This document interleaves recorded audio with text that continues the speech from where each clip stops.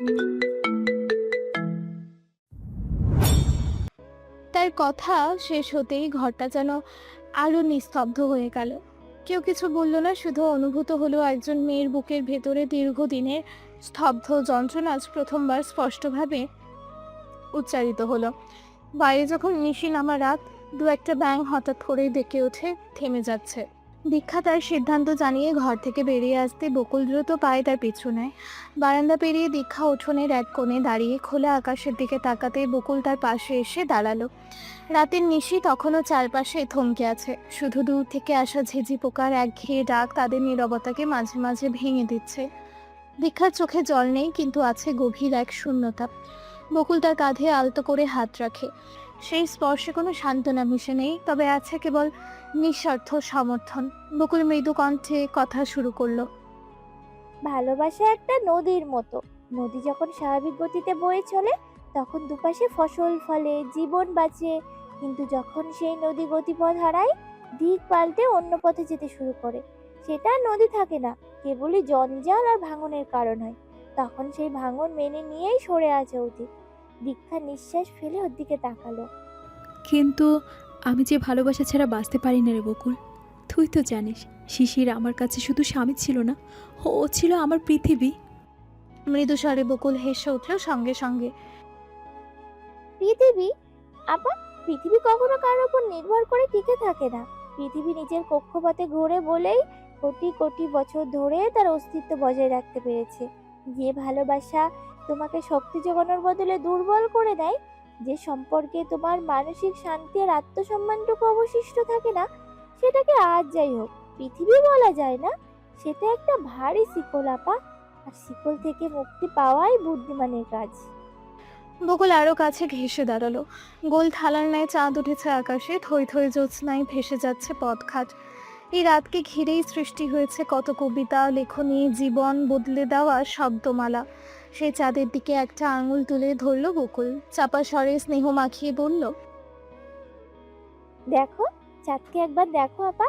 সে আলো পায় সূর্যের কাছ থেকে, কিন্তু সে কক্ষপথে সূর্যের কাছে নত হয়ে থাকে না। নিজের দূরত্ব বজায় রাখে বলেই তার নিজস্ব সৌন্দর্য বজায় থাকে, আর সে নিজের আলোয় রাঙানো হয়। তুমি ওই চাঁদের মতো দীপ্তি, তোমার ভেতরেও আছে। অন্যের কাছ থেকে আলো ধার করে ভালোবাসার ভিক্ষা চেয়ে কেন নিজেকে ম্লান করবে? দীক্ষা স্থির দৃষ্টিতে বকুলের দিকে তাকালো। তার ভেতরে জমা হওয়া দ্বিধা যেন হঠাৎ এই স্পষ্ট কথার স্রোতে ভেসে যেতে চাইলো। ভাঙা ভাঙা কণ্ঠে বলল। কিন্তু সবাই বলে স্বামীর ঘর ছেড়ে আসা উচিত নয়। একটা সন্তান আসছে, ওর মুখের দিকে চেয়ে। বকুল দীক্ষার হাত ধরে ফেললো শক্ত করে, মুখের কথা কেড়ে নিয়ে বলে উঠল। স্বামী? স্বামী তো একটা সম্পর্কের নাম, একটা দায়িত্বের বাঁধন। কিন্তু সেই বাঁধন যখন ভালোবাসার বদলে প্রতারণা আর নিরাপত্তা নিয়ে আসে, তখন সেই সম্পর্কের চেয়ে আত্মমর্যাদা অনেক বেশি দামি। দেখো, মানুষ বলে সোনার দাম কখনো কমে না, ঠিক তেমনই তোমার আত্মসম্মান বোধের দামও কখনো কমতে দেওয়া উচিত নয়। মানসিক শান্তি যদি না পাও, তবে সেখান থেকে সরে আসাই মঙ্গল। কারণ শান্তি ছাড়া কোনো ঐশ্বর্য নেই আপা, বিশ্বাস করো। বকুল থামলো, দীক্ষার চোখ এবারে ভিজতে শুরু করলো। চাঁদের নরম আলোয় তাকাতেই আধো ছায়া আধো আধারিতে সে দীর্ঘশ্বাস ফেললো। সমস্ত যন্ত্রণা একটি প্রশ্নে নিয়ে এলো। আমার জায়গায় তুই থাকলে কি করতিস? পারতি এইভাবে সব ছেড়ে চলে আসতে? আমি যদি তোমার জায়গায় থাকতাম, আমি হয়তো শিশিরকে ভালোবেসে ভুল করতাম, কিন্তু একবার প্রতারিত হওয়ার পর আর ফিরে তাকাতাম না। আমার কাছে আমার শান্তি আর আমার আত্মসম্মান, এই দুটোই সবার আগে। যে মানুষটা আমাকে আর আমার সন্তানকে দিনের পর দিন উপেক্ষা করে থাকতে পারে, সেই দুর্বল মানুষটার জন্য আমি আমার মূল্যবান জীবন আর এক মুহূর্ত নষ্ট করতাম না। আমি পারতাম আপা, কারণ নত হয়ে ভালোবাসা পাওয়ার চেয়ে একা থাকা অনেক সম্মানের। বকুলের কথাগুলো দীক্ষার হৃদয় বরফের মতো শীতল এবং তীক্ষ্ণ আঘাত হানল। আঘাতটা কষ্টের হলেও সেটার ফল হিসেবে রয়েছে মুক্তি এবং স্পষ্টতা। দীক্ষা বুঝতে পারলো বকুলের কথায় কোনো ভুল নেই। এইবার তার ভেতরে সে মুক্তির আকাঙ্ক্ষা আরো দৃঢ় হলো। তুমি সিদ্ধান্ত নিয়েছো, তুমি স্বাধীন হবে, এটাই তোমার সবচেয়ে বড় প্রতিবাদ আপা। আমি তোমার সাথে আছি, কোনো ভয় করো না। কোনো জবাব দিল না দীক্ষা। গাল বেয়ে নরম ধারায় উষ্ণ চোখের জল গড়িয়ে চিবুক ছুঁয়েছে। বিন্দুমাত্র ভ্রুক্ষেপ নেই তার। সে চেয়ে রয়েছে ওই অটল হয়ে থাকা চাঁদটির দিকে। কি সুন্দর, কি মোহনীয় একটি থালার ন্যায় দুধ সাদা গায়ে কালো রঙের দাগ যেন তারই অহংকারের প্রতীকী। হঠাৎ করেই আবার বলে উঠল বকুল। সে চেপে এসে দীক্ষার পায়ে গায়ের সঙ্গে পা মিশিয়ে দাঁড়িয়েছে।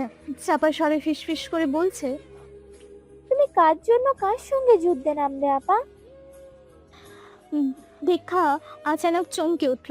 এই প্রশ্নটা সে নিজেও নিজেকে করেছে, উত্তরও পেয়েছে, কিন্তু এই মুহূর্তে কিচ্ছুটি বলতে না পেরে দৃষ্টি সরিয়ে বকুলের শান্ত মুখপানে চাইল। দ্বিধাগ্রস্ত গলায় শুধালো, বুঝিনি। বকুল এবার সরাসরি দীক্ষার দিকে ফিরল। আকুত ভয় সত্যের দীপ্তি নিয়েই বলল, বলছি, যাকে পেতে চাও সেই তো তোমার শত্রু হয়ে বসে আছে। তুমি যাকে ভালোবাসায় দুর্গ ভেবে আক্রমণ করতে চাও, সে স্বেচ্ছায় সেই দুর্গ ছেড়ে বহু আগেই অন্য কোথাও চলে গেছে। তুমি ভাঙা দেয়াল নিয়ে যুদ্ধ করছো, অথচ ভেতরে এখন কেবলই শূন্যতা।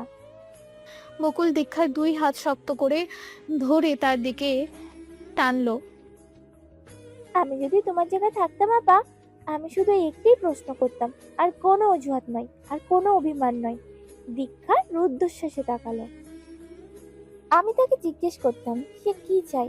যদি সে আমাকে চাইতো, তবে আমি গোটা দুনিয়া একত্র করে তাকে রেখেই দিতাম, আমার এই সন্তানটার জন্য, আমাদের ভালোবাসার জন্য। কিন্তু যদি সে আমাকে না চাইতো, তবে তামাম দুনিয়া এক হয়ে গেলেও তাকে আমি আর আমার কাছে রাখতাম না। কারণ আপা, জোর করে কাউকে বেঁধে রাখার নাম ভালোবাসা নয়। বকুলের কণ্ঠস্বর এবার নরম হয়, কিন্তু তার ভেতরে দৃঢ়তা ঠিকরে পড়ছে সে সময়ও। ভয় পাচ্ছ তো? কি করে থাকবে তাকে ছাড়া? এই ভয়টা তোমার মনের গহীনে শিকড় গেড়ে বসে আছে, তাই না? একবার থেকে দেখো না আপা, আমি সত্যি বলছি, কারো অভাবে গায়ে জ্বরও ওঠে না। বকুল একটু থামলো। বিশ্বাস করো, এই যে তুমি নিঃস্ব ভাবছো নিজেকে, এই নিঃস্বতাটাই কেবলই একটা মানসিক ধারণা। তুমি তো একা নও, তোমার ভেতরে এখন একটা নতুন জীবন আছে, আর আমরা আছি তোমার পাশে। কাউকে ছাড়া বাঁচা যায় না, এই কথাটা কেবল একটা মিথ্যা অভ্যাসের দাসত্ব আপা। তুমি একবার সেই দাসত্ব থেকে বেরিয়ে এসো, দেখো জীবন কত সুন্দর, কত স্বাধীন। দীক্ষা অবাক হয়ে মুগ্ধ চোখে তাকালো। তার ঠোঁটে সে মলিন হাসিটুকুও নেই, আছে শুধু অপার বিস্ময়। এই তো সে দিনের বকুল, কত বড় হয়ে গেছে। জীবন সম্পর্কে কত জ্ঞান তার। তার ছোট বোনটির কথাই যে গভীর সত্য লুকিয়ে আছে, যা সে তার এত বছরের জীবনেও বুঝতে পারেনি, আজ পরিষ্কার জলের মতো তার সামনে ভেসে উঠল। দীক্ষার ভেতরের সব প্রতিরোধ ভেঙে পড়ল। চোখের কোণে সামান্য জল চিকচিক করে উঠল, কিন্তু তা দুঃখের নয়, বরং এক নতুন উপলব্ধির। সে তার গর্ভাবস্থার ভার নিয়ে বকুলের দিকে ঝুঁকে এলো, তার কাঁধে মাথা রেখে কেবল বলল, বকুল রে। বকুল তাকে এক হাতে বুকে জড়িয়ে ধরল। সে জানে এই মুহূর্তে দীক্ষার আর কোনো শব্দের প্রয়োজন নেই। তার সিদ্ধান্ত এখন কেবল সময়ের অপেক্ষা। প্রায় 1 মাস পর দীক্ষা আজ আবারও তার সেই চেনা শহরে পা রেখেছে, যে শহর একসময় তার কাছে ভালোবাসার উষ্ণ আশ্রয় ছিল, কিন্তু আজ তা কেবল এক পোড়া ভিটের শূন্যতা। সাইমা বেগমের বাড়িতে ঢোকার সময় তার বুকটা ভারী হয়ে উঠল। পুরোনো দিনের কোলাহল নেই, সব যেন এক থমথমে নীরবতার আস্তরণে ঢাকা। শর্মিলা আর সাইমা বেগম তাকে দেখে এগিয়ে এলেন। দীক্ষা তাদের স্নেহময় দৃষ্টিতে নিজেকে সান্ত্বনা দেওয়ার চেষ্টা করলো, কিন্তু তার পা দুটো যেন স্বয়ংক্রিয়ভাবেই এগিয়ে গেল সেদিকে, যেদিকে তাদের সেই বেডরুম, যেখানে তাদের ভালোবাসার গল্প শুরু হয়েছিল এবং অসমাপ্ত থেকে গেছে। দরজা ঠেলে ভেতরে ঢুকতেই একরাশ বাসি বাতাস তার মুখে এসে লাগলো। ঘরে কোনো আলো নেই, পর্দা সরানো হয়নি, তাই বাইরের মৃদু আলোয় ঘরটির ভেতর আবছা আলো ছায়ার কারুকাজ দেখা যায়। মাসখানেক ধরে তালাবন্ধ ছিল এই ঘরটি, কিন্তু দীক্ষার মনে হলো যেন শত বছর ধরে এই ঘরের ভেতর স্মৃতির ধুলো জমে আছে। দীক্ষার বুকটা একদম ভারী হয়ে উঠল, নিঃশ্বাস নিতে যেন কষ্ট হচ্ছে। প্রতিটি আসবাব, প্রতিটি কোণ যেন তাকে নীরবে প্রশ্ন করছে, কেন এলে, কেন এভাবে সব ফেলে চলে গেলে। ধীরে ধীরে ঘরের মাঝখানে এসে দাঁড়ালো সে। চোখ বুঝতেই পুরনো সব দৃশ্য চোখের পর্দায় ভেসে উঠল, ঠিক যেন একটা পুরনো সাদা কালো সিনেমা। দীক্ষার চোখ থেকে গেল কোণের ড্রেসিং টেবিলটায়, যেন বহুদিনের নীরবতা জমে থাকা এক পুরনো স্মৃতিস্তম্ভ। কাচের ওপর পুরো ধুলোর স্তর, লিপস্টিক, চিরুনি এলোমেলো, আর চারিদিকে এক ধরনের নীরব বিষণ্ণতা। দীক্ষা টেবিলের দিকে এক অদ্ভুত টান অনুভব করলো। এই আয়নার সামনে দাঁড়ালেই তো হতো।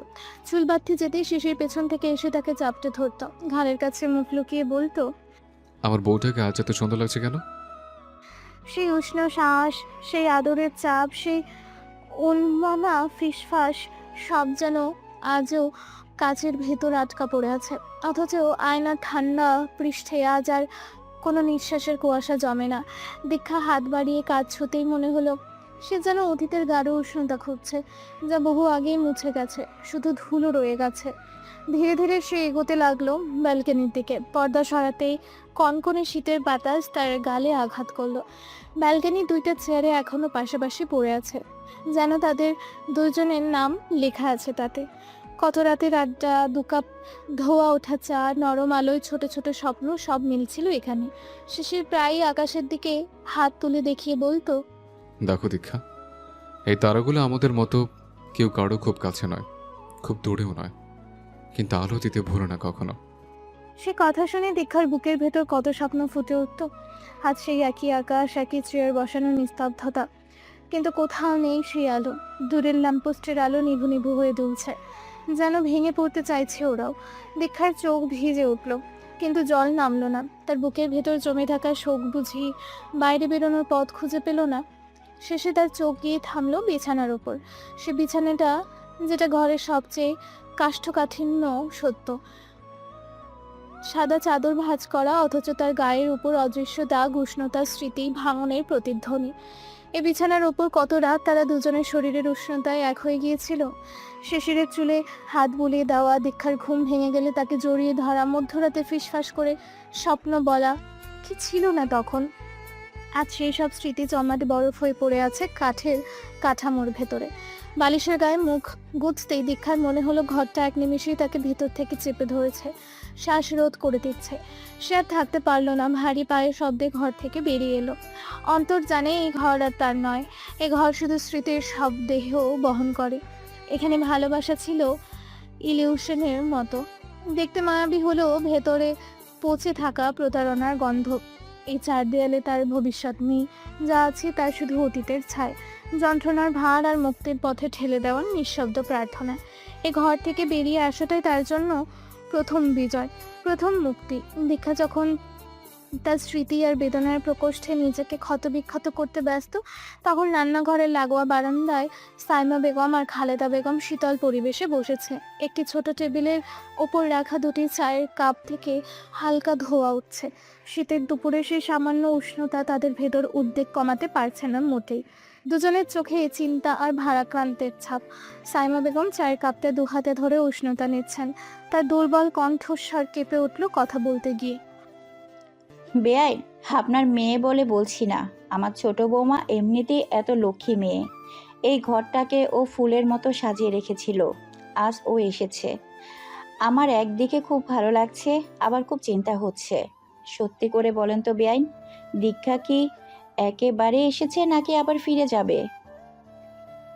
সাইমা বেগমের কণ্ঠে হতাশা আর একরাশ মিনতি মেশানো। তিনি দীক্ষাকে কেবল পুত্রবধূ নয়, মেয়ের চোখেই রাখেন, এ কথা খালেদারও জানা। খালেদা বেগম একটি দীর্ঘশ্বাস ফেললেন, তার চোখেও গভীর ক্লান্তি। নিজের পেটের এক সন্তানের কারণে আজ তিনি অপরাধীর কাঠগড়ায় দাঁড়িয়ে, আরেক সন্তানের জীবনে বিপন্নের মুখে। কি যে বলবেন আর কি যে করবেন বুঝে খেয়ালে আসে না। আমি জানি না ও কি সিদ্ধান্ত নেবে। ও শুধু বলেছে শিশিরের সঙ্গে আর মুখোমুখি কথা বলবে না, তারপরে একটা চূড়ান্ত সিদ্ধান্ত জানাবে। ও নিরাপত্তা দেখে আমার ভয় হচ্ছে। ওর ভেতরে কষ্টটা আমি দেখতে পাচ্ছি, কিন্তু সান্ত্বনা দেওয়ার ভাষা খুঁজে পাচ্ছি না। তিনি চায়ের কাপে নিঃশব্দে চুমুক দিলেন। ওকে আমি কোনো চাপ দিইনি। এই সময় ওর মানসিক শান্তি সবার আগে প্রয়োজন। আমার বড় ভাই ওকে বুঝিয়েছে সন্তানের জন্য ফিরে আসা উচিত, কিন্তু দীক্ষা আমাদের কারোর কথায় সিদ্ধান্ত নেবে বলে মনে হয় না। সাইমা বেগম হঠাৎ করেই নিজেকে আর ধরে রাখতে পারলেন না। চায়ের কাপটি সাবধানে নামিয়ে রাখতে তার 2 চোখ পেয়ে জল গড়িয়ে পড়ল। তিনি শাড়ির আঁচলে মুখ থেকে হু হু করে কেঁদে উঠলেন। আমার এত স্বাদের সংসারটা আমার শিশির কেন এমন করলো? কেন এমন হঠকারী সিদ্ধান্ত নিল? আমার এই সুন্দর সংসারে কার নজর লেগেছে? এমন এলোমেলো হয়ে গেল। এই ভেবে ভেবে আমি রাতে এক মুহূর্তেও ঘুমাতে পারি না বেআইন। ও কেন বুঝলো না? দীক্ষার মতো মেয়ে, ওর মতো বউ পাওয়া তো ভাগ্যের ব্যাপার। সাইমা বেগমের কান্নার শব্দে খালেদা বেগম স্থির হয়ে রইলেন।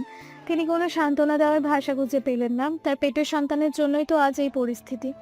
তার সান্ত্বনা দেওয়াটা এখন কেবলই প্রহসন মনে হবে। তিনি কি বলবেন? যে মুখোশধারী সাপ এই সংসারের ভিত্তি ভেঙে দিয়েছে, তাকে তো তিনি অস্বীকারও করতে পারেন না। খালেদা বেগম শুধু তার হাতে হাত রেখে মৃদু স্বরে বললেন, কাঁদবেন না বেআইন, সব ঠিক হয়ে যাবে। খোদা যা করেন ভালোর জন্যই করেন।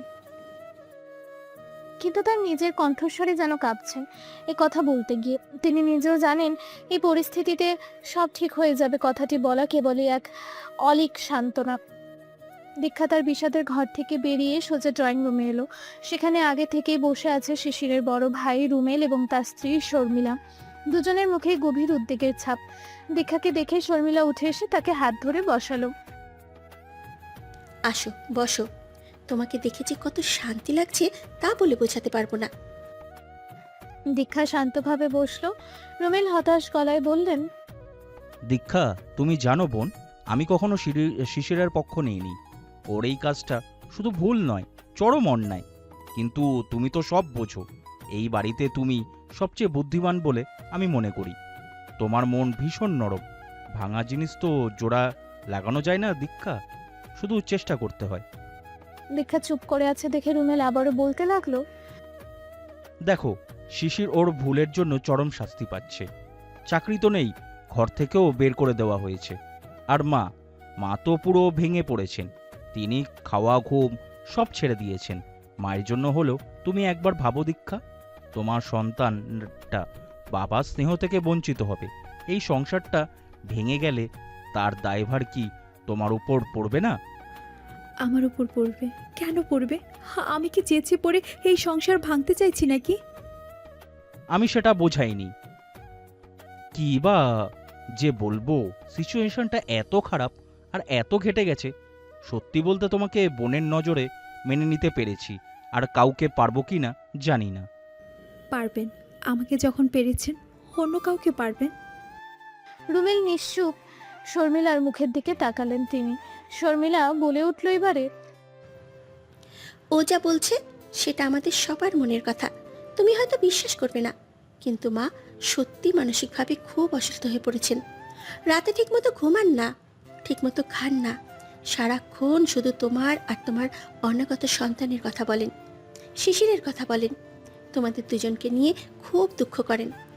শিশিরের এই অন্যায়ের জন্য মা ওকে বাড়ি ঢুকতে দেননি। উনি তোমাকেই বেছে নিয়েছেন। এমন শাশুড়ি কজন পায় বলো? তুমি যদি চলে যাও তবে মা খুব একা হয়ে যাবেন। শর্মিলা থেমে নিজের আবেগ নিয়ন্ত্রণ করে দৃঢ় কিন্তু শান্ত কণ্ঠে বলল পরের কথাগুলি। তবে এটাও সত্যি যে জীবনটা তোমার, সিদ্ধান্তটা তোমারই হবে। আমরা তো শুধু তোমাকে ভালোবাসা দিয়েই বেঁধে রাখতে পারি, জোর করতে পারি না। তোমার মনে যে কষ্ট আছে তা আমরা বুঝতে পারছি, কিন্তু যদি তোমার মনে বিন্দু মাত্রও মনে হয় এই সংসারে ফিরে এলে তুমি শান্তি পাবে, তোমার সন্তানের ভবিষ্যৎ সুরক্ষিত হবে, তবে এসো। আর যদি মনে হয় সরে যাওয়াই তোমার জন্য মুক্তি, তবে সেটাই করো। তোমার জন্য শুভকামনা সব সময় থাকবে।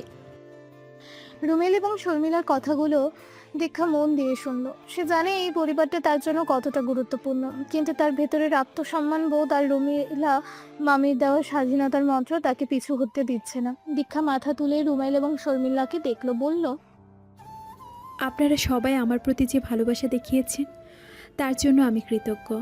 এটা আমার 7 কপালের ভাগ্য। কিন্তু আমার এখানে শান্তি নেই।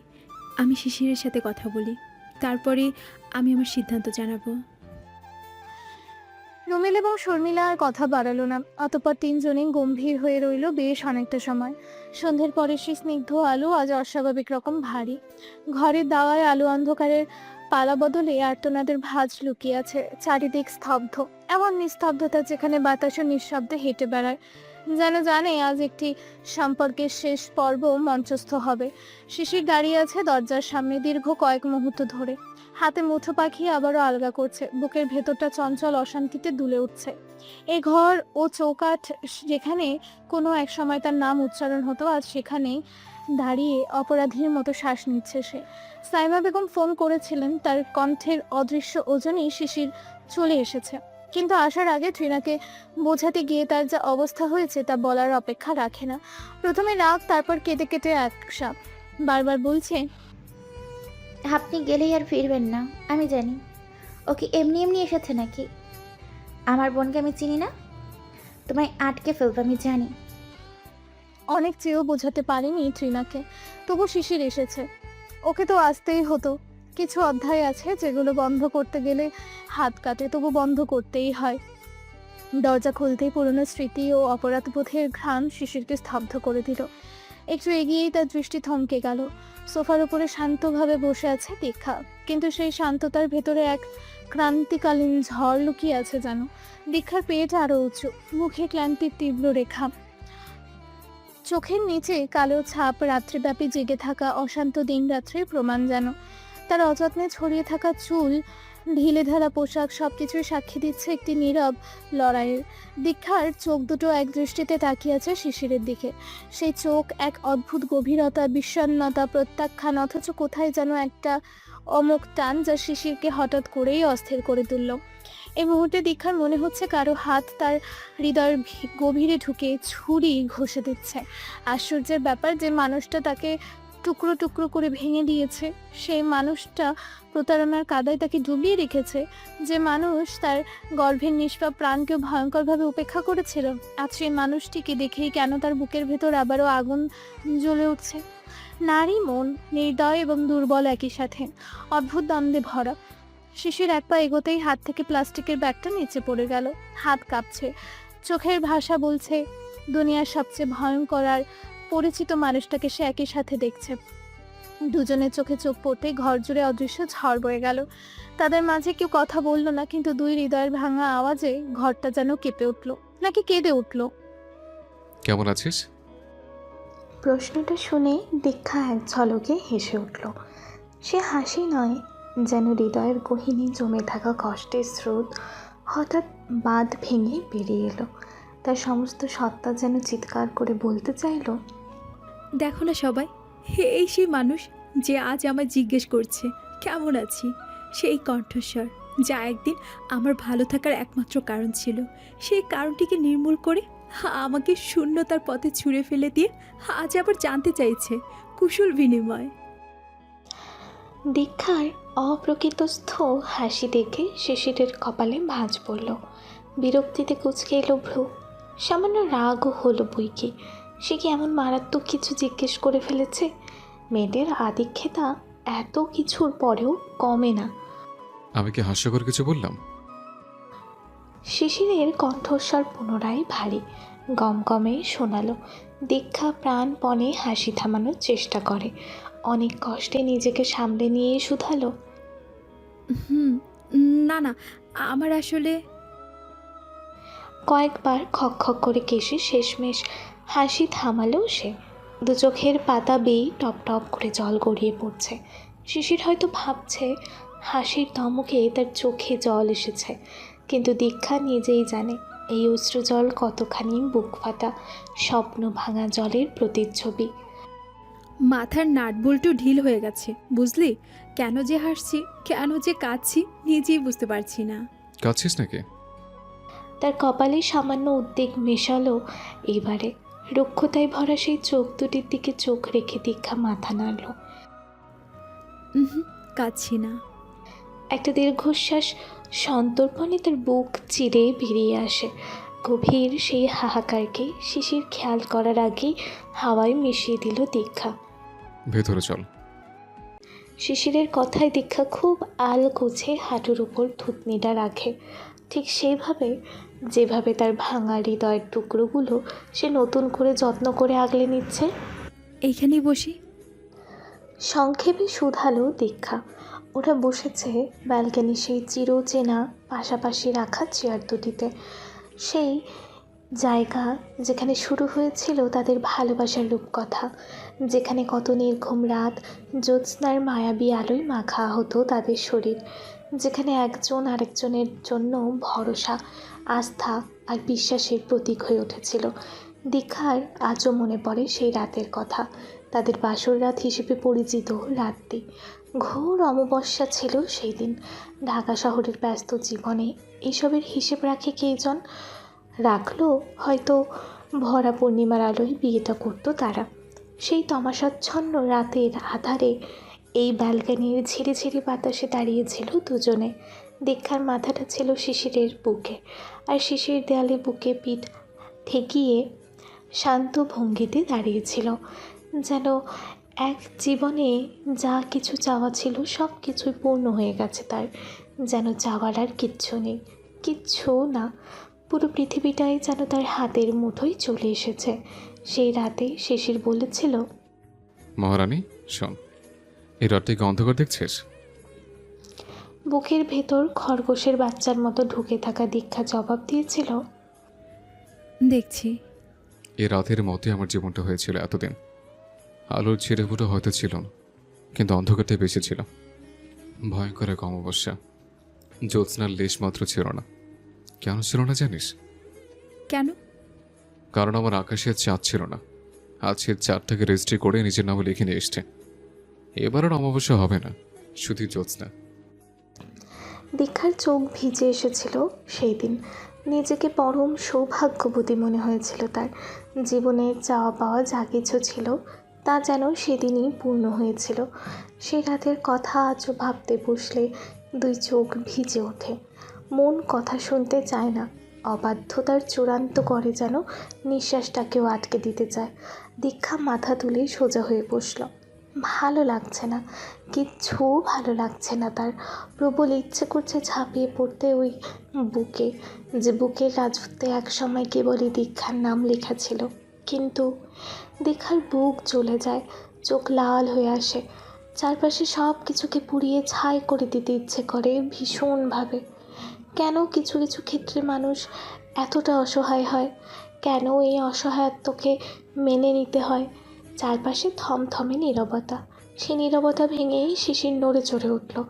কণ্ঠটা অদ্ভুতভাবে কাঁপছে তার। কি হলো, এমন করছিস কেন? দীক্ষা ঠান্ডা স্বরেই বলল, কেমন করছি? হাঁসফাঁস করছিস? দীক্ষার চোখে নিষ্ফল রাগের ঝিলিক দেখা গেল। উত্তর দিতে নিয়ে, তো আমার কি করা উচিত? পায়ে ঘুঙুর বেঁধে নাচা? হ্যাঁ, তুই বল, আমি নাচি দেখ। শিশির বিরক্ত হলো। ভেতরের দমিত উত্তাপটা বেরিয়ে এলো। আমার সাথে তেরামি করবি না, অনেক শুয়েছে। আমি তেরামি করে কথা বলি? তা নয় তো কি, সাপের মতো হেসেস করছিস দেখে ভালো মনে জিজ্ঞেস করলাম। অসুবিধা নাকি? সুন্দর করে উত্তর দিলে তো হতো। দীক্ষার কণ্ঠটা নিমিষেই ভারী হয়ে গেল। আমার জীবনে তুই সুন্দর কিছু রাখিস নি শিশির। সুন্দর উত্তরটা আসবে কোথা থেকে? হ্যাঁ, এই যে এখন বিরক্তি ঢালছিস। এটা আরও আগে করলে ভালো হতো, তাহলে তোর আসল মনটা আমি চিনতাম, হয়তো আমরা আজ এখানে আসতাম না। শিশির একটু ঝুঁকে এলো, চোখে কঠিন নিরাশক্তি নিয়ে। তুই কখনো আমাকে আমার মতো হতে দিয়েছিস? সবসময় তোর পছন্দ, তোর মতামত। আমি আমি কোথায় ছিলাম? বিয়ের দিনটাও তোর অফ হোয়াইট পছন্দ, তাই আমি সেটাই পড়তে হলো। আমার যে সি গ্রিন পরার স্বাদ ছিল জানতিস? দীক্ষা থমকে গেল। বলনি কখনো? আর শপিংয়ে তুই তো বললি তুই পছন্দ করে নে, আমি তো জোর করিনি। শিশির তার ছেলের হাসি হাসলো। মুখে বলেছিলাম বটে, কিন্তু তুই তো চাইতি সব কিছুর ওপর তোর ছুরিটা ঘুরুক। ঝামেলা এড়াতে আমি চুপ থেকেছি। আর ফলাফল? শিশির উত্তর দিতে পারল না। চেয়ারটা ঠেলে পেছনে হেলান দিল। একটা অস্থিরতা নেমে এলো ওর শরীর ভঙ্গিতে। পায়ের ওপর পা তুলে সিগারেট ধরালো। দীক্ষার সাথে সাথে বলল, বাহানা খুঁজলে হাজারটা পাওয়া যায়, আর একসাথে থাকার কারণ খুঁজলে একটা হলেই যথেষ্ট। তুই থাকতে চাসনি, এই তো মূল কথা। তাই আমাদের মাঝে তৃতীয় কেউ এলো। কেমন আছিস? ভালো নিশ্চয়ই? আমি যা দিতে পারিনি ত্রিনা দিচ্ছে তো। শিশিরের মুখ বিরক্তিতে বিকৃত হয়ে গেল। সিগারেটটা ছুঁড়ে ফেললো ব্যালকনি দিয়ে। আমি কেমন আছি সেটা ফ্যাক্ট না, ফ্যাক্ট হলে আমাদের কি করবি? দীক্ষা খুব হালকা হাসলো। কিছু করার আছে? তাহলে ডেকেছিস কেন? একটা কথা জিজ্ঞেস করতে। কি? দীক্ষা চেয়ার সরিয়ে ঠিক শিশিরের সামনে এসে বসলো। হাঁটু স্পর্শ করে গেল দুজনের। সেই পুরনো নির্ভরতার শিহরণ যেন মুহূর্তে ছুঁয়ে গেল তাকে। শিশিরের চোখ নিষ্পলক, শান্ত কিন্তু অচেনা। দীক্ষার ভেতরটা কেঁপে ওঠে। শিশিরের মুখভঙ্গিতে কিচ্ছু নেই, কেবল কপালে দু কয়েকটা ছোট ভাঁজ। চোখ জোড়া এই মুহূর্তে নিটল, পরিশ্রান্ত। দীক্ষার খুব ইচ্ছে করলো একবার ওই চোখ জোড়া ছোঁয়, লম্বা ঘন পাপড়ি যুগলে আঙুলের ডগা ছোঁয়। গালে ছোপ ছোপ দাগ পড়েছে কয়েকটা, ব্রণ থেকে খোঁটাখুটি করলে যেমন হয় ওই রকম। মানুষটা কি নিজেকে আয়নায় দেখে না? মুখটা দেখে যে কেউ স্পর্শ বলে দিতে পারে মানুষটা ভালো নেই, তবু কিসের এত কঠোরতা, কপটতা? সে তাকালো শিশিরের চোখের ভেতর। বুঝতে চাইল অপরাধী হলে মানুষের চোখ কি থরথর করে না? একটু কি নুয়ে পড়ে না? আসামির কাঠখড়ায় নিজেকে দাঁড়িয়ে থাকতে দেখেও কি করে চোখ লুকিয়ে নেয়? সে শান্ত শীতল জলের গলায় জানতে চাইল, 2 হাতে তুলে যা দিয়েছিলাম সেটাতে আঘাত করতে তোদের একবারও অসুবিধা হলো না? একবারও ভাবলি না আমি চলে গেলে আমায় ছাড়া থাকতে পারবি কি না? আমাদের কথা, প্রতিজ্ঞা ভাঙা রেখে একবারও কি বুক ধরপড় করেনি তোর? শিশির নড়ল না, শুধু চোখের গভীরে একবার ঝলকে উঠল কিছু অপরাধ, নাকি অভিমান, না অন্য কিছু। দীক্ষা বোঝার আগেই নিভে গেল। মনে ভেসে উঠল কিছু লাইন, টলমলে যন্ত্রণারই প্রতিচ্ছবি। যাকে চেয়েছিলাম প্রাণের চেয়েও, সে পেল আমাকে, তবু নিল না। হাত বাড়িয়েছিলাম আমি একখানা পাথর খণ্ডের দিকে। দীক্ষা মৃদু হাসল, যন্ত্রণায় চূর্ণ করা হাসি। আমার সাথে থাকতেই হবে এটা বলছি না, ভালো লাগা কমে গেছে, হেটস ওকে। কিন্তু সেই কমে যাওয়ার অনুভূতিটা সবার আগে আমাকে জানানো উচিত ছিল। তৃতীয় কেউ আসার আগে আমাকে একবার সুযোগ দিতে পারতি। পিঠ পিছনে ছুরি চালালে সেটার নাম কাপুরুষতা দেওয়া হয়। শিশির ঠান্ডা স্বরে বলল, আমি কি করেছি না করেছি তার জাস্টিফাই তোকে দেব না। তুই কি চাস তাই বল। দীক্ষা তাকিয়ে রইল, কিছু বলতে গিয়ে থেমে গেল। তারপর নিঃশ্বাস ফেলে বলল, একটা সরি অন্তত জানাতে চাই, তোর ঔরসজাত সন্তানটিকে প্রতারণা করলেও তুই অনুতপ্ত ছিলি। সরি? ভালো বললি। পাওয়ার যোগ্যতা রাখি না বলছিস? তাই কি বললাম? তাই তো বুঝলাম। তাহলে তাই। শিশির, হুম? তুই খুব স্বার্থপর রে। ভয় হয় আমার, নিজের জন্য না, তোর জন্য। সেলফিশ মানুষেরা কখনো ভালো থাকতে পারে না, জীবনের এক জায়গায় গিয়ে তাদের হিসেবে মিলে যায়। আমি বিশ্বাস করি যা হারাচ্ছি তার চেয়ে বেশি পাবো, কিন্তু তুই কি হারালি তা জানিস না। যদি কোনো দিন একা নাও পাস আমাকে জানাস, সত্যি খুশি হব। জবাব দিতে পারল না শিশির। নিস্তব্ধতাকে গ্রহণ করতেই দরজা আর ব্যালকনির হাওয়ার শব্দ ছাড়া আর কিছুই রইল না আশেপাশে। দীক্ষা উঠে দাঁড়ালো, চোখ দুটি কেমন আগুনের মতো, তবে স্থির। সিদ্ধান্ত নিয়ে ফেলেছি, চল। শিশির ভ্রু কুচকাল। কিছু সিদ্ধান্ত? দীক্ষা খানিক থেমে খুব শান্ত স্বরে বলল, এই যে 2 হাতে বাড়িয়ে ধরা হৃদয়টা, সেটা কাটা গেছে। সম্পর্কটা মরে গেছে অনেক আগেই। সিপিআর দিয়ে মৃত্যু থেকে ফিরিয়ে আনা যায় না, এবার দাফনই শ্রেষ্ঠ। দুজনের ওপরে শীতল বাতাস বয়ে যেতেই এক সম্পর্কের চিতা যেন ঠিক এই মাত্র নিভে গেল। বালকনির শীতল বাতাস আর দুটো মানুষের চিতার মতো সম্পর্কের ছাইটুকু নিয়ে কিছুক্ষণ ঘোরাফেরা করলো। দীক্ষা দরজা খুলে ঘরে ঢুকে গেল। শিশির তখনও চেয়ারেই বসে, হাতে সিগারেটের পোড়া অংশটুকু আবার ধরিয়েছে। একসময় নিঃশব্দে সেও উঠে দাঁড়ালো। এই সিদ্ধান্ত, এই দাফনের প্রক্রিয়াটা আনুষ্ঠানিকভাবে সম্পন্ন করার জন্য অপেক্ষা করছিল একটি গোটা পরিবার। ঘরের ভেতরের আবহাওয়াটা থমথমে ভারী, কোনো মেঘ জমে আছে প্রতিটি কোণে। বসার ঘরে সাইমা বেগম, খালেদা বেগম, শর্মিলা, রুমেল এবং ঝুমা সবাই ছিল। সবার চোখে উদ্বেগ আর চাপা উত্তেজনা। দীক্ষা শিশিরের এই মুখোমুখি বসার ফল কী হবে তা বোঝার জন্য সবাই উৎকর্ণ। সাইমা বেগম বারবার চোখ মুছছেন, কোনোভাবে হৃদয়ে দুর্বলতাকে চাপতে পারছেন না তিনি। খালেদা বেগম পাথরের মূর্তির মতো বসেছিলেন, তার চোখ দূরে কোথাও স্থির। রুমেল হাতের মুঠো শক্ত করে বসে আছে। দীক্ষা ঘর থেকে বেরিয়ে এলো, তার মুখমণ্ডল শান্ত, হিম শীতল, চোখে নেই এক ফোঁটা জল, শুধু এক স্থির পোড় খাওয়ার দৃষ্টি। ঠিক তার পেছনেই এলো শিশির, চেহারায় এক ধরনের উদ্ধত ঔদাসীন্য। দীক্ষা কোনো ভূমিকা করল না, ঘরের মাঝখানে দাঁড়িয়ে সরাসরি তার ঘোষণা দিল। আপনারা সবাই অপেক্ষা করেছেন কি হয়, তাই না? আমাদের সম্পর্কের আর কিছু হওয়ার নেই। এই সম্পর্কটা আজকের পর থেকে আর নেই। আমি শিশিরকে ডিভোর্স দিতে চাই। ঘোষণাটি যেন বজ্রপাতের মতো শোনালো। ধপ করে উঠল উপস্থিত প্রতিটি সদস্যের বুক। আর আমি এই বিচ্ছেদের প্রক্রিয়া নিজের তরফ থেকে শুরু করব। আমার আর ওর মাঝে কোনো সম্পর্কই আর বাকি নেই। শিশির এতক্ষণ চুপ করেছিল। দীক্ষার এই দৃঢ়তা, এই অগ্রগামিতা দেখে তার পৌরুষে আঘাত লাগলো। সে তাচ্ছিল্যের হাসি হাসল। আমাকে কি এতই কমজোর মনে হয় তোর? ডিভোর্স দিলে আমি দেব, তোকে আমার দয়ের পাত্র হতে হবে না। দেড়মোহর যা বাকি আছে তা পুরোটা শোধ সই দেব। কত যেন বাকি আছে? দীক্ষা ধীরে ধীরে শিশিরের দিকে ফিরল। তার চোখে আগুন জ্বলল, কণ্ঠস্বর বরফের মতো ঠান্ডা। যাই থাকুক, আমি চাই না। ওই টাকা তুই গুনে গুনে রাখ, ভিক্ষার থালা হাতে নিলে তখন লাগবে। এই অপমান শিশিরকে বিদ্ধ করলো, কিন্তু জবাব দেওয়ার আগেই সবাই ফেটে পড়ল। খালেদা বেগম উঠে দাঁড়িয়ে বললেন, ঠিক ধিক্কার দিই তোমাকে শিশির, আমার মেয়ের জীবনটা খেলা করে দিলে। ওর মাথার মুকুট ছিলে তুমি, আর তুমি ওকে পথের ধুলোয় মিশে দিতে চাইলে। তোমার মতো একটা কাপুরুষ বিশ্বাসঘাতকের জন্য সামান্য দেনমোহরের টাকার কোনো মূল্য নেই। শর্মিলা ব্যঙ্গ করে বলল, আর কি আশা করা যায়? যে লোক নিজের স্ত্রীকে সম্মান দিতে পারে না, তার কাছে আবার দেনমোহর? দেনমোহর তো আসলে ভালোবাসার বন্ধন, বিশ্বাসঘাতকতার মূল্য না। রুমেলের চোখে মুখে রক্ত জমা হলো।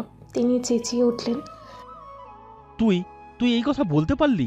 যে মানুষটা তোর জন্য সব ছেড়ে দিল, তাকে তুই এইভাবে অপমান করলি? কোন মুখে জিজ্ঞাসা করিস কত বাকি? রুমেল এক লাফে শিশিরের দিকে তেড়ে গেলেন। তোর মতো একটা। রুমেল, থামো। শর্মিলা দ্রুত তাকে পেছন থেকে দুহাতে জড়িয়ে ধরল। হাত নোংরা করো না তো। সাইমা বেগম কান্না থামিয়ে বললেন, শর্মিলা ঠিক বলেছে, ওর গায়ে হাত তুলে নিজেকে ছোট করিস না। এই পাপের ফল ওকে ওর সৃষ্টিকর্তাই দেবে। দীক্ষা, তুমি একদম ঠিক করেছো মা।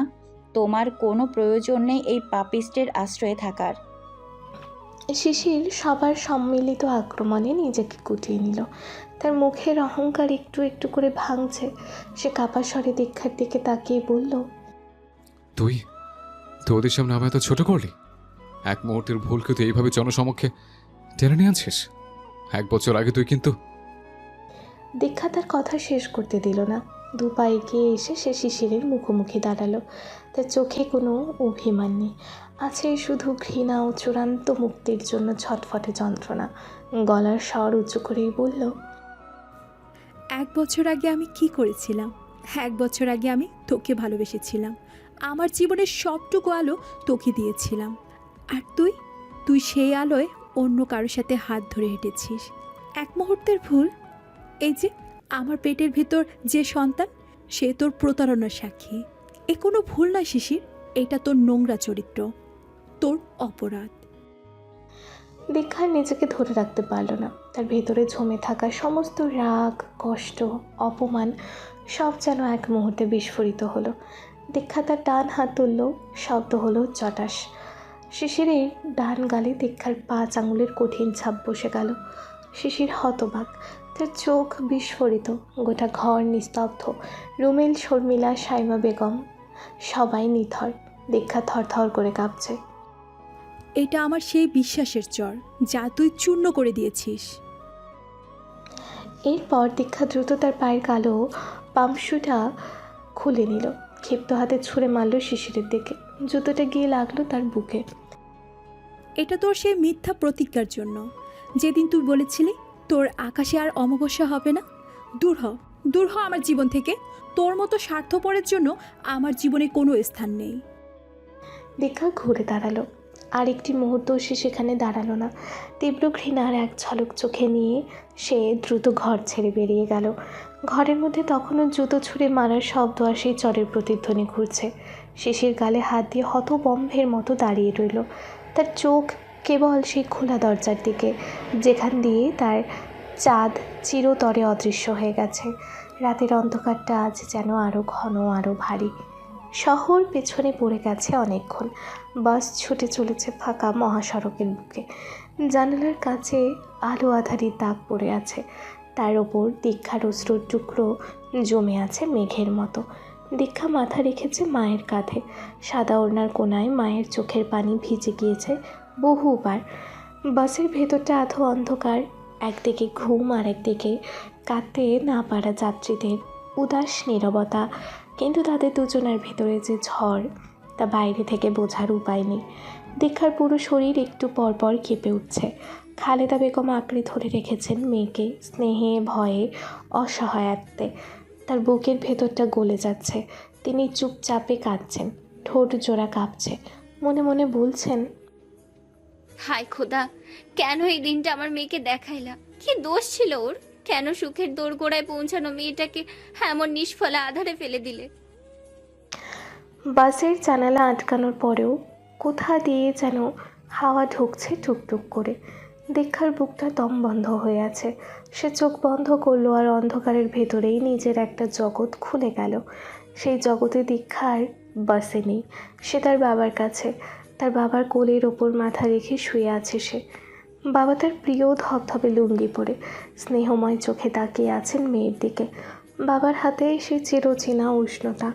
মাথায় হাত বুলিয়ে দিচ্ছেন ধীরে ধীরে। দীক্ষা হু হু করে কেঁদে ফেলল। বাসের ভেতর না, তার মনের গোপন সেই কক্ষে বাবার কণ্ঠ ভেসে এলো। সব ঠিক হয়ে যাবে রে মা, সব ঠিক হয়ে যাবে, তুই কাঁদিস না। দীক্ষার বুকটা যেন ছিঁড়ে যাচ্ছে। তার ঠোঁট কাঁপতে কাঁপতে মনের ভেতর উচ্চারণ করলো, কিভাবে ঠিক হবে বাবা? তুমি তো নেই। কেন চলে গেলে? কেন আমায় একা ফেলে চলে গেলে বাবা? কেন ছেলেমেয়েরা যতদিন থাকার নিয়ম নিয়ে আসে ততদিন বাবা মায়েরা থাকার অনুমতি পায় না? কেন? বিধাতা কি জানে না বাবা মা ছাড়া আমরা কত অসহায়, কত পথভ্রষ্ট, কতটা হারিয়ে যাই? বাসের ম্লান আলোয় মা মেয়ে দুজনকে দেখে মনে হচ্ছে পৃথিবীর কোনো অসহায়তাই যেন এদের চেয়ে বড় নয়। খালেদা বেগম মেয়ের হাত চেপে ধরলেন। তার দু চোখ দিয়ে অশ্রু গড়িয়ে পড়ছে একটানা। মেয়ে কিছু বলতে না পারলেও মা জানেন দীক্ষা এখন ভেঙে চূর্ণ হয়ে গেছে। সারা জীবন বুকের ভেতর আগুন আগলে রাখা সেই শক্ত মেয়েটাকে আজ যেন ছোট শিশুর মতো মনে হচ্ছে তার কাছে। মাঝে মধ্যে বাসের গা দুলে ওঠে আর দীক্ষার ভাঙা শরীরটাও তার সঙ্গে দুলতে থাকে। মাও ধরে রাখেন, বুকে টেনে নিতে চান, তবু জানেন এই যন্ত্রণা এমন যেটা কেউ কারো জায়গায় বয়ে দিতে পারে না। জানালার বাইরে অন্ধকার ধেয়ে আসছে। ভেতরে দীক্ষার নিঃশব্দ কান্না ছিঁড়ে ফেলছে সব কিছু। তার মনে শুধু একটাই কথা ঘুরপাক খেয়ে বেড়ায়, বাবা থাকলে আজ এভাবে ভেঙে পড়তাম না। তার কোলে মাথা রাখলে মুছে যেত পৃথিবীর সব ব্যথা। কোথায় গেল সেই আশ্রয়? বাস চলছে, অন্ধকারও এগোচ্ছে, আর ভেতরে দুই নারীর পৃথিবী ভেঙে টুকরো টুকরো হয়ে যাচ্ছে নিঃশব্দে। রাতভর ক্লান্তির পরে দীক্ষা ঠিক মনে করতে পারল না কখন বিছানায় গা এলিয়ে ঘুমিয়ে পড়েছিল। দেহের ওপর ভারী ক্লান্তি আর মাথার ভেতর জমাট বিষণ্ণতার দমবন্ধ অনুভব সব মিলেমিশে ঘুমটা হলো অচেতন ধরনের। ঘরটা তখন ভিজে নরম সকালবেলার আলোয় ভরে গেছে। জানালার কাপড় ফাঁক দিয়ে নাঙায় ওঠা আলো সরু রেখা টেনে পড়েছে মাটিতে। ঘড়িতে প্রায় 10টা বাজে। দীক্ষা চোখ যে খুলল, প্রথমেই তার কান ভরে এলো কাপড় ভাঁজ করার ক্ষীণ সশব্দ ফোঁস আওয়াজে। বিছানার পায়ের দিকে বসে আছে বকুল। পাতলা খয়েরি চুল গুছিয়ে ক্লিপে তোলা, মুখে হালকা ভাঁজ, চোখে চিন্তার ছেলে। সে বেশ কিছু জামাকাপড় গুছিয়ে ভাঁজ করায় ব্যস্ত। বকুল হালকা মাথা ঘুরিয়ে বলল, উঠলে? এই 10টা বাজতেছে, ওঠো, মুখ ধুয়ে নাও, নাস্তা খাবে, এরপর ওষুধ আছে। দীক্ষা চোখ দুটো একটু কচলালো, আবার চাদর টেনে মুখ ঢেকে রাখতে চাইল। খিদে নেই আমার। স্বরে ক্লান্তি, মুখে বিষণ্ণতার ভারী ছায়া, যেন কিছু বলার শক্তি অবশিষ্ট নেই তার ভেতরে। বকুল কাপড় ভাঁজ থামিয়ে দীক্ষার দিকে তাকালো। কিছুক্ষণ সে কিছু বলল না, শুধু তাকিয়ে রইল। তারপর ধীরে ধীরে উঠে এসে বিছানার পাশে বসে বলল, আপা, এভাবে মুখ গোমড়া করে শুয়ে থাকলে চলবে? জীবনে যা হয় ভালোর জন্যই হয়। ভুল মানুষ সবার জীবনেই তো আসে। তুমি কেন এত চিন্তা করে মন খারাপ করছো? তুমি যা করেছো একদম ভালো করেছো। আমি হলে আরো 2-4টা চড়-থাপ্পড় বেশি দিয়ে আসতাম। ওই মানুষটা তোমার যোগ্যই না আপা। দীক্ষা কেমন যেন গুটিয়ে গেল কথাগুলো শুনে। চোখের কোণে জমে থাকা ব্যথা একটু নড়ে উঠল, কিন্তু শেষ লাইনটা শুনে হালকা রাগে গলা কাঁপিয়ে বলল, তুই খুব বুঝিস না, এত জ্ঞান দিচ্ছিস কেন? বকুল এবার সত্যি সত্যি রাগ দেখালো। ভ্রুকুচকে বলল, হ্যাঁ, তোমার চেয়ে ভালোই বুঝি। না খেয়ে জেদ ধরার বয়স এখন তোমার আছে নাকি? নিজেরা তো পাত্তাই দিচ্ছ না, কিন্তু পেটে যে আছে তারাও পাত্তা দিচ্ছ না। উল্টো আমারে আবার রাগ দেখাচ্ছ। দীক্ষা চোখ নামিয়ে ফেলল, ঠোঁট কাঁপলো একটু।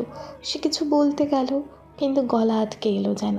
বকুল আর সময় নষ্ট করলো না, হাত ধরে টেনে তুলতে তুলতে কঠিন গলায় বলল, চলো উঠে দাঁড়াও, বাথরুমে যাও, মুখ ধুয়ে এসো।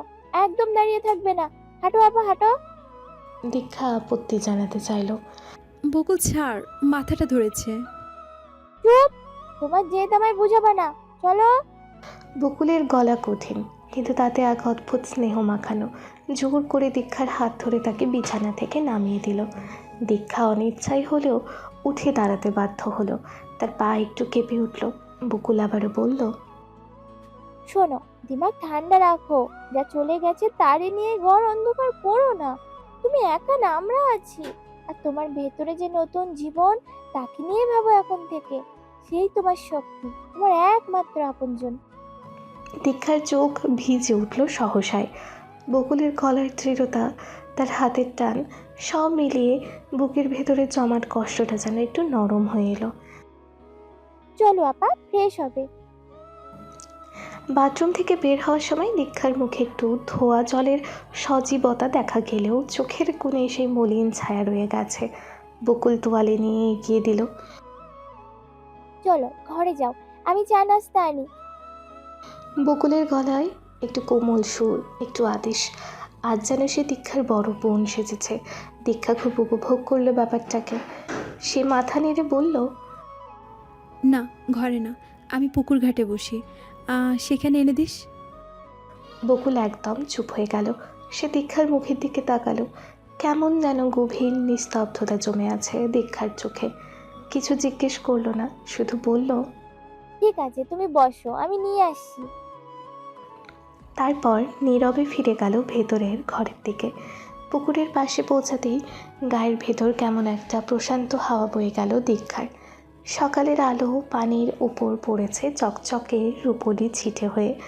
আজ ঘাটের ধারে জাল ফেলা হয়েছে। কাজল কোমর বাঁধা কাপড় তুলে জাল টেনে তুলছে। তার মনোযোগ পুরোপুরি জালে আটকে থাকা মাছের নড়াচড়ায়। একপাশে শান্ত গাছের গুড়ির সঙ্গে হেলান দিয়ে দাঁড়িয়ে আছে, সিগারেট ঠোঁটে, কিন্তু চোখ অন্যদিকে, যেন বহু দূরের জলের প্রতিফলনে। আরও 2-3 ছেলে মেয়ে আগ্রহ নিয়ে মাছ ধরা দেখছে। দীক্ষা এগোতে শান্ত প্রথমেই তাকে দেখে ফেলল। চোখের পাতা এক মুহূর্তের জন্য কেঁপে উঠল তার। হাতের সিগারেটটা এইভাবে লুকাতে গেল যে তৎক্ষণাৎ গরম ছাই তার আঙুল ছুঁয়ে গেল। চোখের পাতা পর্যন্ত নড়ল না, মুখ কুঁচকাল না, শুধু খুব নিঃশব্দে সিগারেটটা পেছনে সরিয়ে রাখলো, যেন দীক্ষার সামনে ধোয়া যাওয়াটাই অপরাধ। দীক্ষার ঠোঁটে ক্ষীণ একটা হাসি ফুটল তাই দেখে। অনেকক্ষণ পর একটা সম্পূর্ণ নীরব তবু মর্মভেদী হাসি। সে ধীরে বলল, আপনি সিগারেট খেতে পারেন, আমার অসুবিধা নেই, আমি সিগারেটের ধোয়া অভ্যস্ত। শান্ত একটু থমকালো, চোখে লুকানো বিস্ময়ের ঝলক 2 সেকেন্ডের বেশি স্থায়ী হলো না। জলের ওপর পড়ে থাকা রোদের মতন ক্ষণিকের নরম আলোর ঢেউ।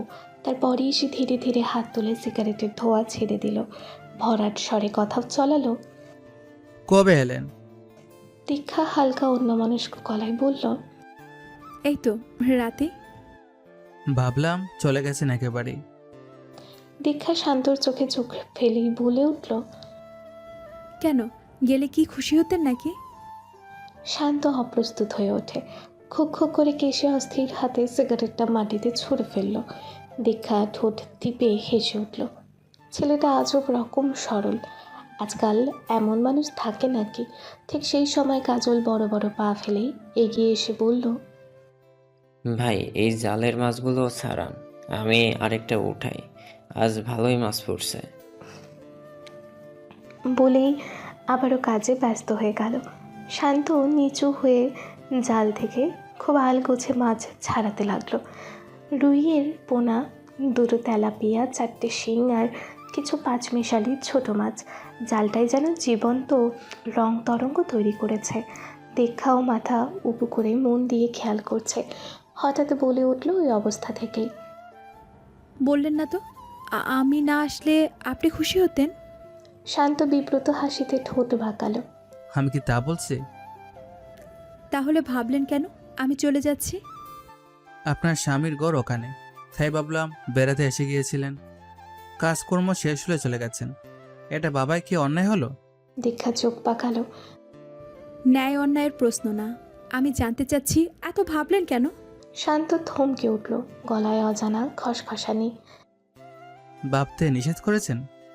হ্যাঁ, সব কিছু নিয়ে এত ভাবতে নেই, এতে মাথা গরম হয়, মানুষ উল্টাপাল্টা সিদ্ধান্ত নেয়, নিজেরই ক্ষতি হয়। শান্ত চোখ ফিরিয়ে নিল। হাতের কাজে মন দিলেও মনে যেন ঢেউ খেলে গেল। দীক্ষা বুঝে ফেলেছে নাকি সে সত্যি এমনই তীক্ষ্ণ দৃষ্টি? নারী মানুষের চোখকে ফাঁকি দেওয়া কি এত সহজ? পুরুষের চোখ দুইটা আর এদের যেন 36টা। শান্ত হালকা শ্বাস ফেলতেই পাশে এসে দাঁড়ালো বকুল। আপা, তোমার নাস্তা। ট্রেতে রুটি, সবজি, ভাজি, সেমাই আর পানি। বকুল সঙ্গে করে পিড়ি বাড়িয়ে দিল। দীক্ষা বিরক্ত হাসিতে বলল, এত কিছু কেন, একটা রুটিতে চলে যেত। তা শুনে বকুল ভ্রু কুঁচকালো। গতকাল দুপুরেও কিছু খাওনি, রাতে কেক আর কলা। এখনো কম খেলে চলে? তোমার পুচকি তো পরে আমাদের সবাইকে ধরবে, বলবো ওর মাকে আমরা না খাইয়ে রেখেছি, ওকেও ক্ষুধায় কাতর করেছি। না বাবা, অত অভিযোগ নিতে পারবো না। দীক্ষা হেসেই দিল। তোরা সবাই ধরে নিয়েছিস আমার মেয়ে হবে, মামিও একই কথা বলে। হবে, মা যখন বলে তখন হয়। 90% সময় ঠিক থাকে ওনার কথা। আমার বেলায় ভুলও হতে পারে। কেন হবে? আচ্ছা আপা, তুমি কি মেয়ে চাও না ছেলেই পছন্দ? দীক্ষার চোখে এক ঝলক জল চকচক করলো, গলা নরম হয়ে এলো। নারী ললাটের লিখন নিয়ে আমার ভয় হয় রে বকুল, তাই মনে হয় ছেলে হলেই ভালো। বকুল কিছু বলার আগেই শান্তাওর ভারী গলা শোনা গেল। সব মানুষের জীবন তো একরকম না, হাতের 5 আঙ্গুল সমান না, আর সব পুরুষও এক হয় না। দুজনেই তাকালো শান্তর দিকে। সে অপ্রস্তুত হয়ে কাজ থামালো। সরি, আপনার ব্যক্তিগত ব্যাপারে ঢুকে পড়ছি বোধহয়। আপনি যা বললেন তাই মনে হলো। দীক্ষা শান্তভাবেই রিয়্যাক্ট করলো। ইটস ওকে, কিছু মনে করিনি। বকুল এবার বলল, কথা কিন্তু ঠিকই বলেছে ভাইয়া। তোমার সাথে যা হয়েছে তাই ভয় পাচ্ছ? তুমি কি চাও তোমার ছেলে কারোর সাথে বিশ্বাসঘাতকতা করুক? দীক্ষা দাঁতে দাঁত চেপে বলল, কখনো না, করলে জ্যান্ত পুঁতে ফেলবো। বকুল মাথা নাড়ালো। বলা সহজ, তবে কাজটা কঠিন। যাই হোক, ছেলে মেয়ে যেটাই হোক সুস্থ হোক, ভালো মানুষ হোক, এটুকুই দোয়া। শিশির বাইরে বেরিয়েছে কাজের খোঁজে। একটা জব ইন্টারভিউ আছে নাকি, ট্রিনাকে তাই বলে গেছে। ও দাঁড়িয়ে আছে ছাদের কোণে, একা একা কিছুই ভালো লাগছে না। অন্যান্য দিন এই জায়গাটায় এসে দাঁড়ালে মন খানিকটা শান্ত হয় উড়ু মেঘের ভেলা দেখে। আজ তাও হচ্ছে না। একরকম অশান্তি, অস্থিরতা জেঁকে বসেছে মনে। কেন কে জানে? বাড়ি যাওয়ার ব্যাপারে আর কিছু বলেনি শিশির, ট্রিনাও বেশি জোর দেখাতে পারেননি। আজকাল এমনিতেই তার মেজাজ খারাপ থাকে ভীষণ। গতকাল নিজের বাড়ি থেকে ফেরার পথে সেই মেজাজ সপ্তমে চড়েছিল। ফোলা চোখ মুখ আর লাল বর্ণ হয়ে যাওয়া গাল দেখেই ট্রিনা বুঝেছিল একচোট মারপিট করে এসেছে। সে আর ঘাটায়নি পরে। কি দরকার যেচে পড়ে ঝামেলা বাঁধাতে যাওয়ার। তবে ট্রিনার টাকা দরকার, কিছু দরকারি জিনিসপত্র প্রয়োজন। শিশির তো তাকে কখনোই জিজ্ঞেসও করে না কিছু লাগবে কি না। ট্রিনা যেচে পড়ে কত বলবে। বাবা থাকতে কোনো দিন এত হিসেব কষতে হয়নি। মারা যাওয়ার পরেও অভাব বোধ করেনি। মা তো প্রতি মাসেই টাকা পাঠাতো, দীক্ষাও আলাদা করে টাকা দিত। মাসের শুরুতেই একটা অ্যামাউন্ট হাত খরচের নামে দিয়ে রাখতো। আর এখন কিনা 10 টাকার ফুচকা খেতে মনে চাইলেও নিজেকে সংবরণ করতে হয়। কত খারাপ দিন এসেছে। ট্রিনা মনে মনে ভাবলো একটা টিউশন পেলে ভালো হতো, অন্তত নিজের হাত খরচটা চালিয়ে নেওয়া যেত। শিশিরের কাছে হাত পাততে হতো না প্রতি মুহূর্তে। কিন্তু এই নতুন এলাকায় টিউশন পাওয়া এত সহজ নয়। ছোট কোনো চাকরি টাকরি ধর কী সব ভাবছে ট্রিনা। নিজেই নিজেকে ধমকে উঠল। মাত্র কলেজ পড়ছে সে, এই অবস্থায় কে চাকরি দেবে তাকে? চাকরির বাজার কি এতই সস্তা? কী যে করবে অস্থিরতায় দিশেহারা বোধ করে ট্রিনা। হঠাৎ করেই নজরে পড়ে সহেলির ঘরখানা। তাকে কি একবার বলা যায় না? এই এলাকায় অনেক বছর ধরে থাকছে তারা, নিশ্চয়ই চেনা জানা আছে, যদি সাহায্য পাওয়া যায়। ট্রিনা সব সময়ের মতোই নক না করেই রুমে ঢুকে পড়ল। থমকে গেল। চোখে প্রথম ধাক্কাটা লাগলো হাসিব ভাইয়ের খালি গায়ে এলিয়ে শোয়া ভঙ্গিতে। হাত পা ছড়িয়ে বিছানার ওপর গা এলিয়ে রেখেছেন। টেলিভিশনের নীল আলো তার রমুশ বুকে জুড়ে পড়ে চকচক করছে। ট্রিনার মুখ টকটকে লাল হয়ে উঠল, পাকা টমেটোর মতো। হাসিব ভাইও খানিকটা চমকে উঠে তাকালেন, তারপরে হেসে গা ছেড়ে নিলেন অস্বস্তি। ট্রিনা তোতলানো গলায় বলল, সরি, আমি ভেবেছিলাম আপা। হাসিব হাত তুলেই আশ্বস্ত করলেন, আরে কোনো ব্যাপারই না, ভেতরে আসো, কিছু লাগলে নিয়ে যাও। ট্রিনা দরজার ফ্রেমে গা লাগিয়ে দাঁড়িয়ে রইল। একা একা কেমন যেন অস্বস্তি তার। না কিছু লাগবে না। আপা কই? হাসিব গা চুলকে হেসে বললেন, সে কি আর ঘরে থাকুনের মানুষ? কাম শেষ করলেই দৌড় দেয়, আমার দিকে কবে খোঁজ রাখে। ট্রিনা কৃত্রিম হাসি ফুটিয়ে বলল, আপা তো বরং সবসময় আপনার প্রশংসাই করে ভাইয়া, আপনার নিয়ে কত কিছুই বলে। এবার হাসিব উঠে বসে গলা বাড়িয়ে দিলেন, চোখে কৌতূহলের ছিলিক। তাই নাকি? কি বলে শুনি, বদনাম নাকি? এসব না, ভালোই বলে, অনেক ভালোবাসে আপনাকে। হাসিব চুনকি হাসি হাসলেন। আচ্ছা আসো ভেতরে, বাইরে দাঁড়ায় আছো কেন? শরম করতে হবে না। আর শিশির ভাই কই? কাজের করে বাইরে গেছে। হাসিব বিরক্তির ভঙ্গিতে মাথা নেড়ে বললেন, কত কইলাম আমার সাথে যাইতে, নতুন প্রজেক্টের কাম নিছি, হেল্পার হলেও দিন শেষে 800 টাকা, নতুনদের 600 দেই। কিন্তু শিশির ভাই পরিচিত মানুষ দেখা 800 ধরছিলাম, তাও আইলো না, খবরও দিল না। ট্রিনা ধীরে ধীরে ভেতরে ঢুকলো। আপনার কাছে কি শুধু ছেলেদেরই কাছ থেকে ভাইয়া, মেয়েদের জন্য কিছু নাই? হাসিব ধীর হাসি হাসলেন। কেন, তোমার লাগবো নি? ট্রিনা লাজুক হেসে মাথা নাড়ালো। থাকলে বলেন তো, সত্যি জানতে ইচ্ছে করছে। হাসিব লাইটার টিপে সিগারেট ধরালেন, ধোঁয়াতে ছুড়ে দিলেন ঠিক ট্রিনার মুখের দিকে। চোখে চালা করলেও ট্রিনা কিছু বলল না, চেপে গেল নিঃশব্দে। হাসিব খিক করে উঠলেন, যেন তার অস্বস্তি উপভোগ করছে। কিছুক্ষণ পর গম্ভীর গলায় বললেন, দেখো, পোলা মায়ের সবাইরই আমি কাজ দেই, কিন্তু মায়েদের কাজটা ব্যক্তিগত কাম, এটা সবাই পারে না। ট্রিনার কৌতূহল আরও ঘনীভূত হলো। ব্যক্তিগত মানে বেতন কত? হাসিব ধীরে ধীরেই বললেন, মাস গেলে 10-15 হাজার কোনোটাই ব্যাপার না, যত কাজ তত টাকা। আমার সেট করা কিছু মায়া মাসে 30ও কামাইছে। ট্রিনার মাথা যেন চক্কর খেল। এত টাকা জীবনে কখনো একসাথে দেখেও নি। সে গলা নিচু করল। ভাইয়া কি কাজ আমাকে বলেন, আমি আগ্রহী। হাসিব চোখ শুরু করলেন। মুহু, তুমি পারবা না। পারবো, প্লিজ বলেন। অনেক কষ্টের কাজ। হলেও করব। হাসিব এবার দীর্ঘশ্বাস নিয়ে তাকে ওপর নিচ দেখে রহস্যময় হাসলেন। মানুষ চিনতে ভুল হয় না আমার, তুমি কোন দিকের মানুষ আগেই বুঝছিলাম। ঠিক আছে, তোমার দিয়াই হবে, কিন্তু শর্ত একটাই, তোমার আপা বা তোমার জামাই কেউ এই ব্যাপারে জানবো না। ট্রিনার শরীরে হালকা স্রোতের মতো ভয় বয়ে গেল এবার। জানলে কি আছে?